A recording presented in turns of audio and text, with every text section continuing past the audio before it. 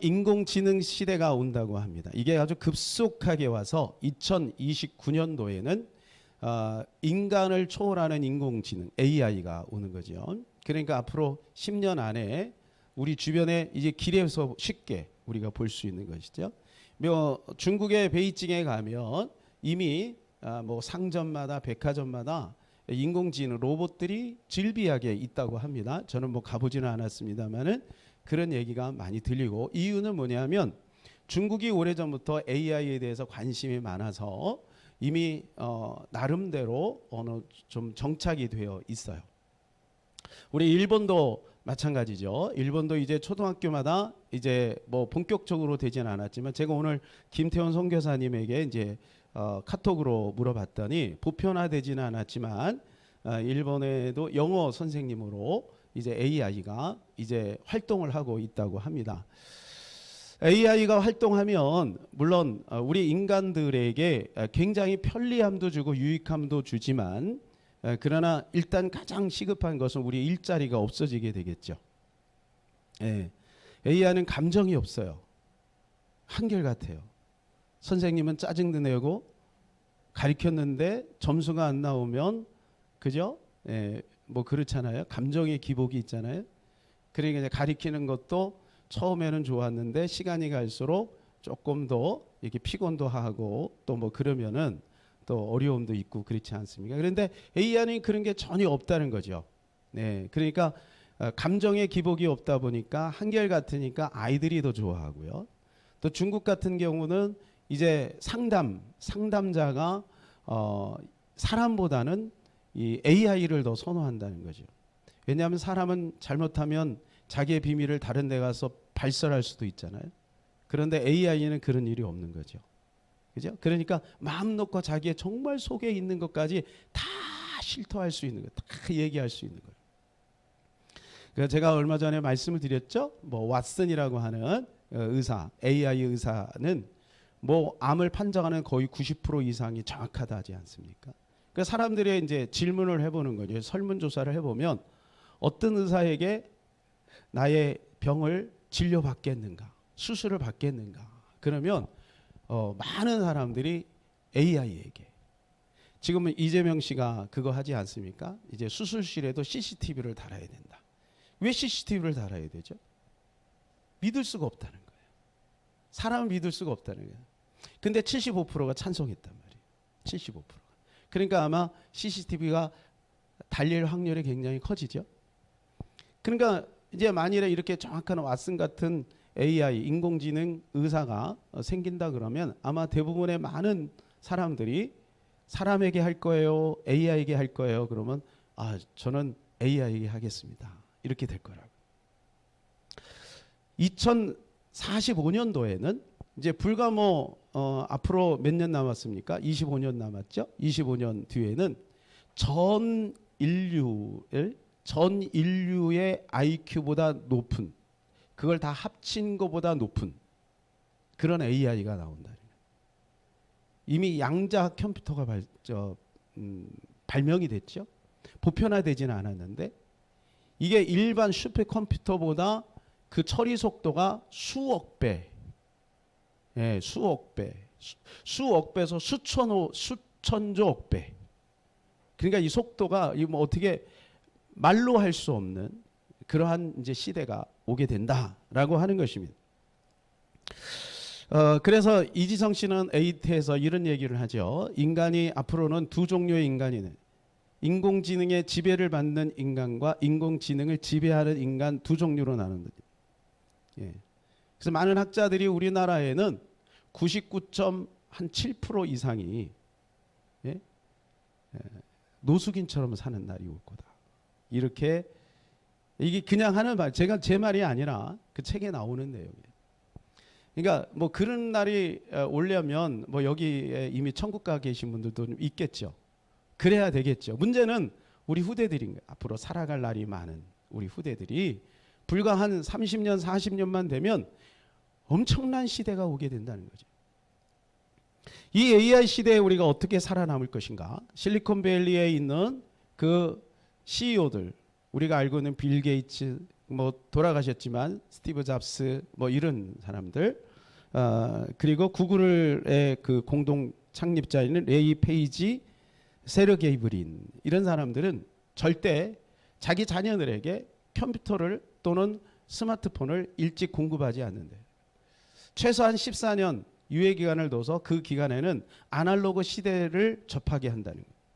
산으로 들러 뛰어다니면서 놀게 하고, 그리고 나서 한 빠르면 중학교, 늦으면 고등학교 1학년 때 가서야 이 스마트폰을 제공한다. 이유는 뭐냐 하면 이 스마트폰에 익숙해지면 AI의 종이 되기가 쉬워진다는 거죠.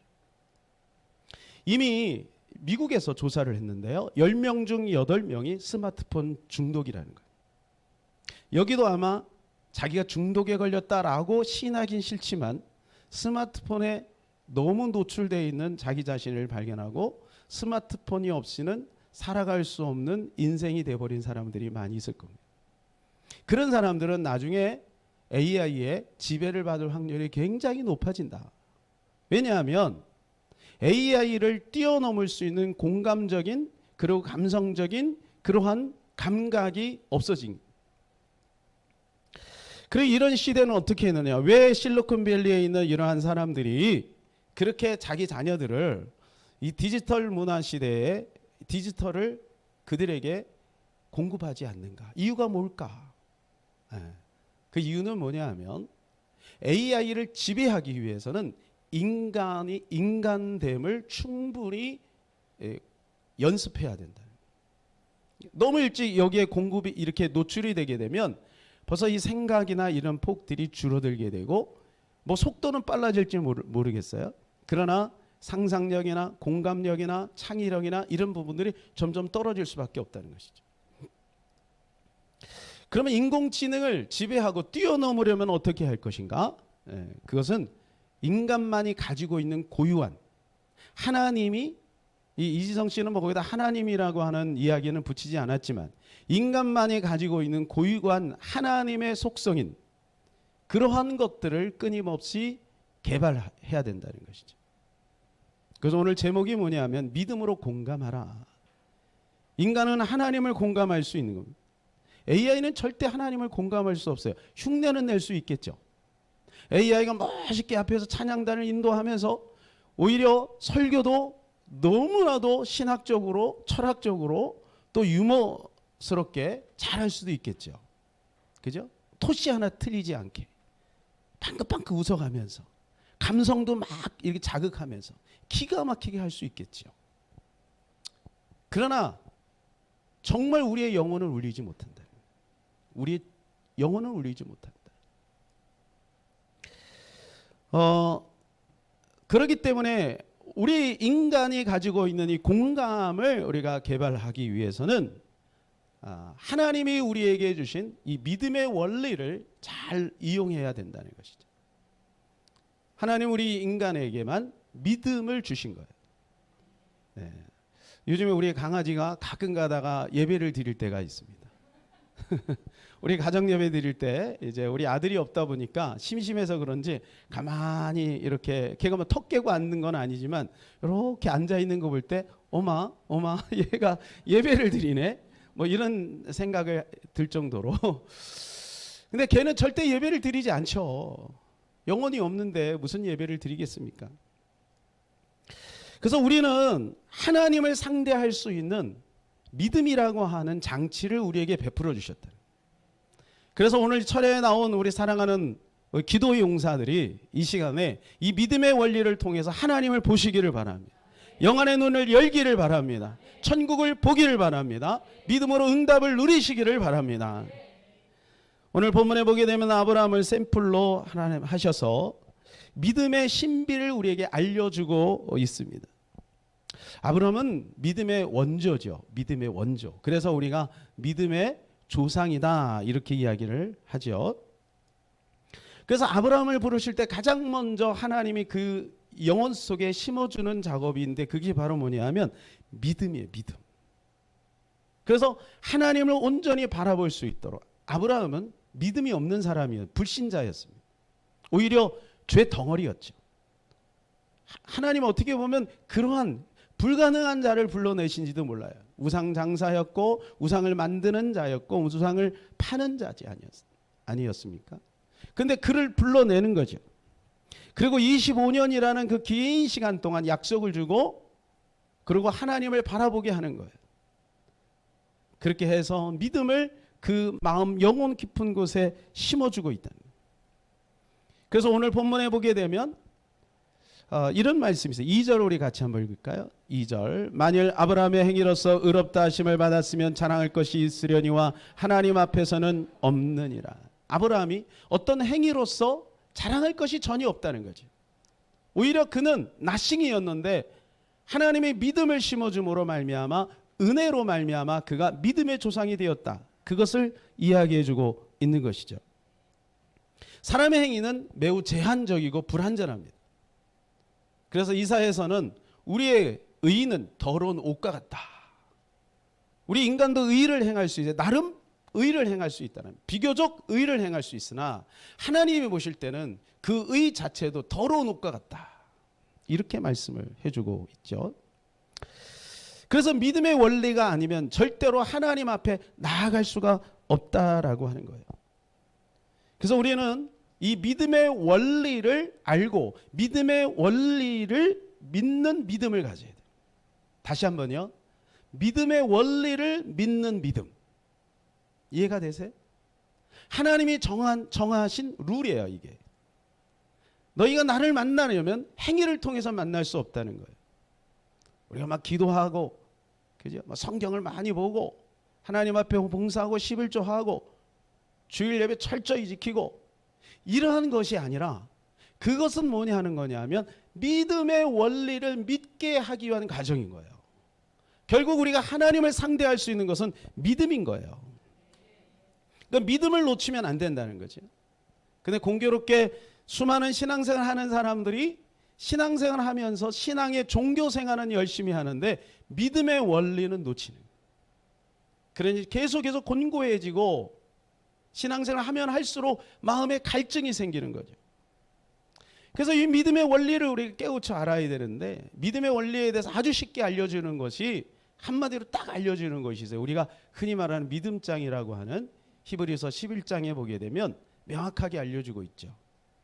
자, 11장으로 넘어가 볼까요? 히브리서 11장. 11장 1절 2절 우리 한번 같이 읽겠습니다. 시작. 믿음은 바라는 것의 실상이요 보이지 않는 것들의 증거니 선진들이 이로써 증거를 얻었느니라. 여기 믿음의 원리가 있어요. 믿음의 원리는 뭐냐 하면 한마디로 따라서 볼까요? 상상하는 것이다. 예. 우리의 상상을 통해서 그 믿음의 세계를 보는 거예요. 왜냐하면 믿음의 세계는 3차원의 세계 속에서는 보이지 않아요. 우리 육안으로는 절대 보이지 않아요. 영적인 눈으로만 보는 거죠. 죽은 자가 살아나고 예수님의 무리를 걸으시고 물이 변해서 포도주가 되고 어떻게 믿어요, 여러분? 믿음으로 보는 거예요. 그러니까 믿음이 없이는 절대로 성경이 이해가 안 되는 거예요. 남자들이 예배 시간에 조음이 쑤셔 죽겠는 거예요.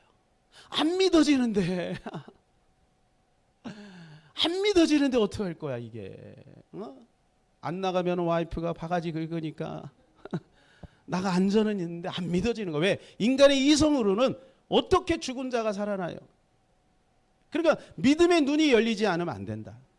그러니까 믿음의 원리에 그 심어주는 것은 하나님이지만 그것을 확대하고 재생산하고 그것을 활성화시키는 것은 나의 몫인 거예요. 그래서 신앙생활을 똑같이 신앙생활에 10년이 지났는데 어떤 사람은 믿음이 충만한 사람이 있고 어떤 사람은 믿음이 없는 사람이 있는 거예요.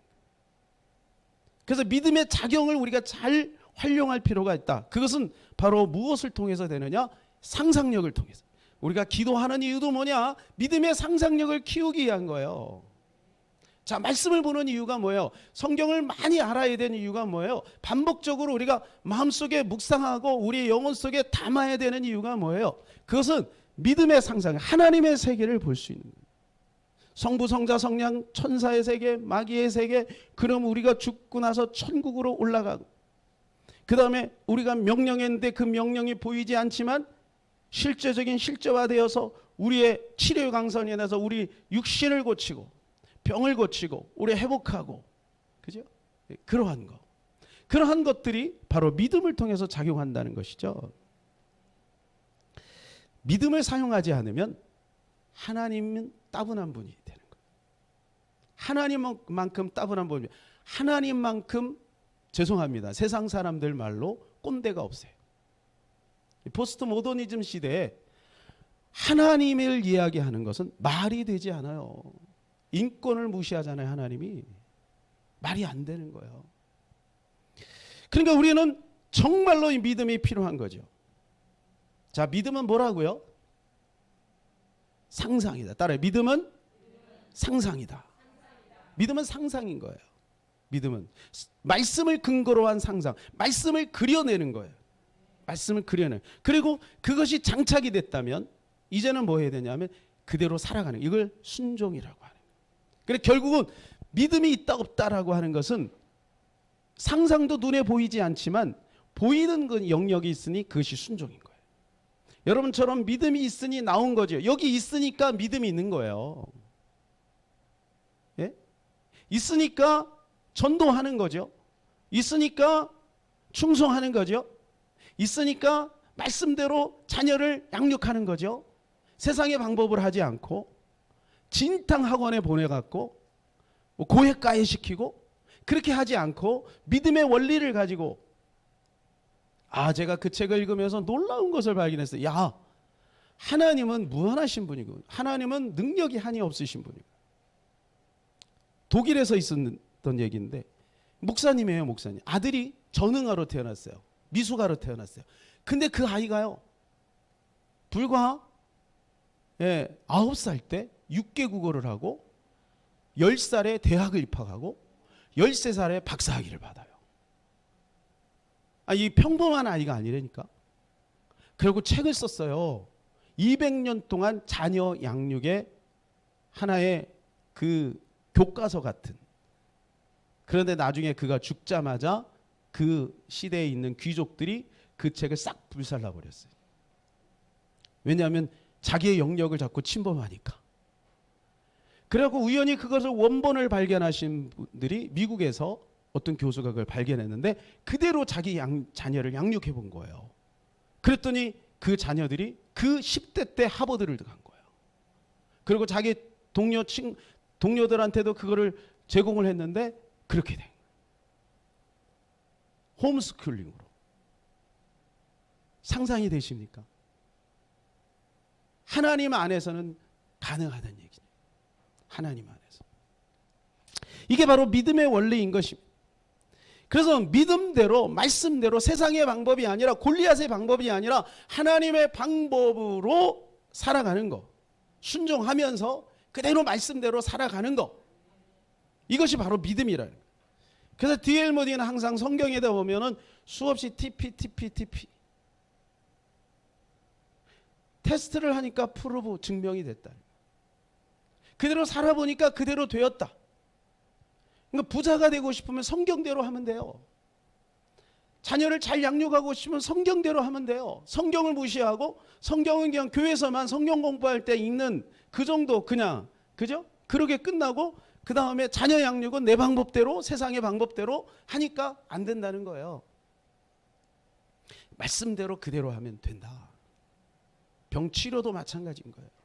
한 믿음을 가지고 도전해 보는 거죠. 금식도 해보고 기도도 해보고 철야도 해보고 하나님의 능력을 경험해야죠. 조금만 아프면 바로 약국에 가고 의사를 찾아가니 하나님이 들어갈 공간이 있어요, 없어요?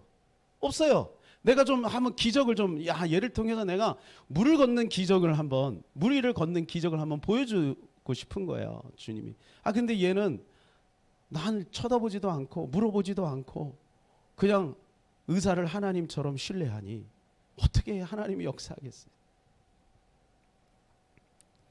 D.L. 모디는 그래서 살았어요. 그대로 살았더니 그대로 나타난 거죠.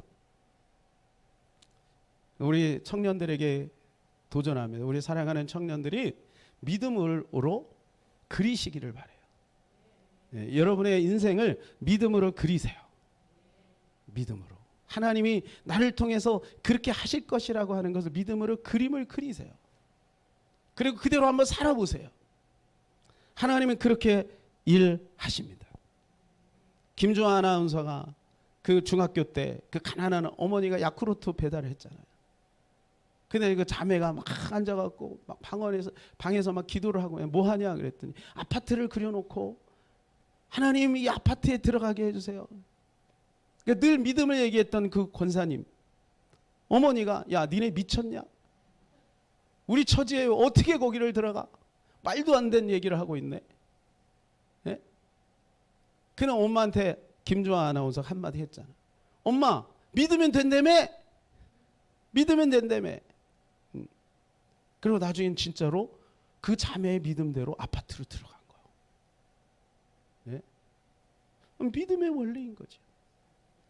예수 믿으면 복 받는다 그걸 얘기하는 거 아니에요.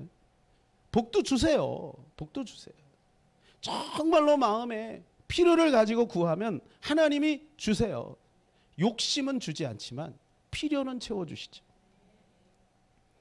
그래서 우리는 믿음의 고백이 필요한 거예요. 믿음의 상상력이 필요한 거예요. 그리고 그대로 살아보는 게 중요하죠. 그래서 빌 게이츠는 레오나르도 다빈치의 초상화를 자기 침대맡에다가 붙여놨대요. 그리고 그가 그 책을 많이 읽었겠죠. 그가 생각한 대로 생각하고 그가 말한 대로 말하고 그가 갔던 곳을 가보고 그가 했던 일들을 해보고 스티브 잡스는 아인슈타인의 초상화를 자기 침상에다 놓고 믿음이 없으니까 그걸 보고 머릿속에 상상했다는 거예요. 우리 인간은요 하나님의 속성이 있기 때문에 믿는 대로 되는 거예요. 이데올로기를 믿으면 그대로 되는 거예요. 무서워요. 무서워요. 양심에 꺼리낌이 없어요. 그 믿으니까 그런 거예요. 그 사람들은 왜 그러냐 그러면 그것이 정당한 거 아니냐. 그렇게 생각하는 거예요. 그걸 믿는 거예요. 그래서 믿은 대로 되는 거죠. 그래서 우리는 믿음의 원리를 잘 이용해야 합니다. 잘 이용해야 돼요. 자, 따라서 해봅시다. 믿음대로 상상하고 말하고 설계하고 살아가자. 두 번째는 믿음으로 공감하는 것은 약속이 믿음으로 오는 것입니다. 뭐가 믿음으로 와요? 약속이 믿음으로 오는 거예요. 뭐가 믿음으로 와요?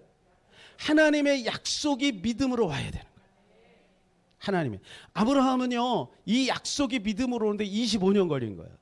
하나님이 아브라함을 골탕 먹이려고 25년을 기다린 게 아니라 아브라함은 믿었지만 아브라함이 진짜 그 약속을 믿는 그 시점이 25년인 거예요. 1년 전에도 안 믿었잖아. 그죠? 믿은 것 같았는데 안 믿은 거예요. 진짜는. 그러니까 때를 기다린 거죠. 그게 25년이에요. 여러분은 몇 년 걸릴 것 같아요? 네? 여러분은 2년 반만 갔으면 좋겠어. 네? 2년 반. 하나님은 안 되니까요. 이 사람이 진짜로 믿는가 아닌가. 말로는 믿는데 아닌 거지.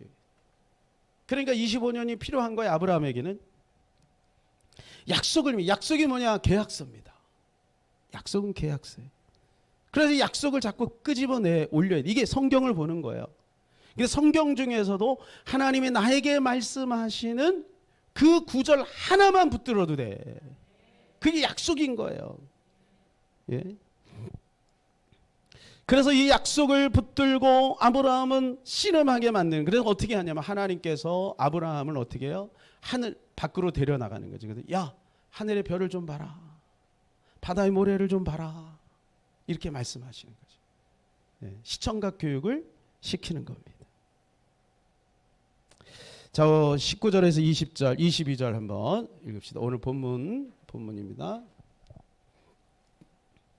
19절에서 22절입니다. 시작. 그가 백세나 되어 자기 몸이 죽은 것 같고 사라의 태가 죽은 것 같음을 알고도 믿음이 약하여지지 아니하고 믿음이 없어 하나님의 약속을 의심하지 않고 믿음으로 견고하여져서 하나님께 영광을 돌리며 약속하신 것을 또한 능히 이루실 줄을 확신하였으니 그러므로 그것이 그에게 의로 여겨졌느니라. 약속을 믿는 것이 의인 거예요. 그러니까 하나님이 우리에게 요구하는 것은 뭐냐면, 물론 우리가 충성도 해야 되고 헌신도 해야 되겠지만 그 사람이 그걸 그런 여러 가지 과정을 통해 하나님의 약속을 믿는 것, 그것을 원하십니다. 아브라함의 입장에서는 처음에 내가 너에게 독자를 주겠다라고 할 때 얼마나 황당했겠습니까? 그리고 25년이라는 시간이 지나갈 때 얼마나 지루했겠습니까? 그 시간이. 아니, 약속은 주셨는데 어제나 그제나 기다리는데 하나님이 안 주시니까 그 기간이 얼마나 지루했겠어요. 나중에는요, 마음이 낙심도 되었을 것이에요. 그런데요, 하나님이 그에게 은혜를 베푸신 것은 아브라함이 하나님을 떠나지 않도록 바운다리를 탁 친 거예요. 이게 은혜인 거예요. 네? 그래서 그 안에만 있으면 되는 거예요. 계속 그 안에서 뺑뺑이 돌고 실수하고 넘어지고 자빠지더라도 그 안에 하나님을 상대하는 그 시간, 철야에 나오고 새벽 예배 나오고 주일 빠지지 않고 나름대로 가끔 가다가 하나님 말씀 보고, 이런 하나님의 그 바운다리 안에서 있는 거예요. 하나님을 상대하다 보면 어느 순간인가 이 믿음의 DNA가 우리 안에서 활성화되는 거죠. 그래서 예수 3대 무시 못하는 거예요.